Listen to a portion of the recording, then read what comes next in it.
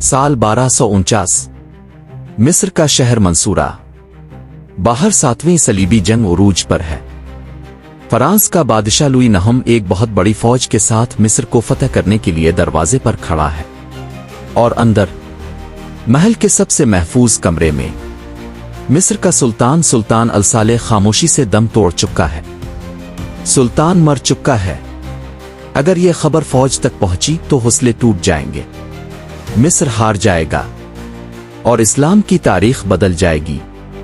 लेकिन वहां एक औरत मौजूद है, एक ऐसी औरत जिसे तारीख शजरातोदार के नाम से जानती है। वो इस लाश को देखती है और एक ऐसा फैसला करती है जो पूरी दुनिया को हैरान कर देता है। एक ऐसा झूठ जो एक पूरी सल्तनत को बचा लेता है। शजरातोदार कौन थी? तारीख खामोश है कि वो कहां से आई। कुछ कहते हैं वो तुर्की से थी, कुछ कहते हैं आर्मीनियाई थी, लेकिन वो एक कनीज थी जिसे सुल्तान अलसाले ने खरीदा था। लेकिन वो आम कनीज नहीं थी। इसकी खूबसूरती बेमिसाल थी, लेकिन इसका दिमाग इससे भी ज्यादा तेज था। वो सियासत, जंगी हिकमत अमली और शाही आदाब में इतनी माहिर हो गई कि सुल्तान इसे अपना दिमाग कहने लगा। जल्दी ही वो सिर्फ एक लौंडी नहीं रही। सुल्तान ने इससे शादी कर ली और इसे मिस्र की मलिका बना दिया। वो महल के सबसे अहम राजों से वाकिफ थी। इसे मालूम था कि इक्तिदार की रस्सी कितनी कमजोर होती है। फिर वो वक्त आया जब किस्मत ने मिस्र का इम्तिहान लिया। 1249 में जब फ्रांसीसी फौजें हमला कर रही थीं, सुल्तान शदीद बीमार पड़ गया और जंग के बीच में ही उनका इंतकाल हो गया। अब शुरू होता है तारीख का सबसे बड़ा जंगी खेल। शजरातोदार ने सुल्तान की मौत को एक राज बना दिया। सिर्फ चंद लोग जानते थे कि सुल्तान मर चुका है। इसने हुक्म दिया कि सुल्तान की लाश को खुफिया तौर पर काहिरा मुंतकिल किया जाए और एक ताबूत में बंद करके जजीरा रोजा के किले में छुपा दिया जाए। लोगों को बताया गया कि सुल्तान शदीद बीमार हैं और किसी से मिल नहीं सकते, लेकिन हुकूमत चलानी थी, फरामीन जारी होने थे। शजरातोदार ने क्या किया? इसने सुल्तान के दस्तखत की हुबाहू नकल करना सीखी। हर रोज शाही मोहर और दस्तखत के साथ अहकामात जारी होते रहे। फौज को लग रहा था कि उनका सुल्तान अगरचे बीमार है, लेकिन वो उनके साथ है। वो खुद जंगी मजलिस शूरा की सदारत करती, जर्नेलों को हिदायत देती।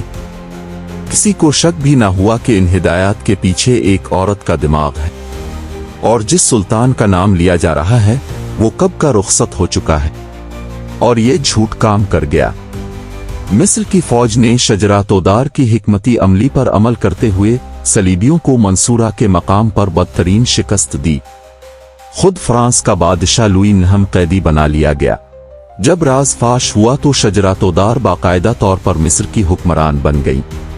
वो तारीखी इस्लाम की उन चंद ख्वातीन में से हैं जिनके नाम का खुतबा पढ़ा गया और जिनके नाम के सिक्के जारी हुए। लेकिन इक्तिदार का नशा बुरा होता है।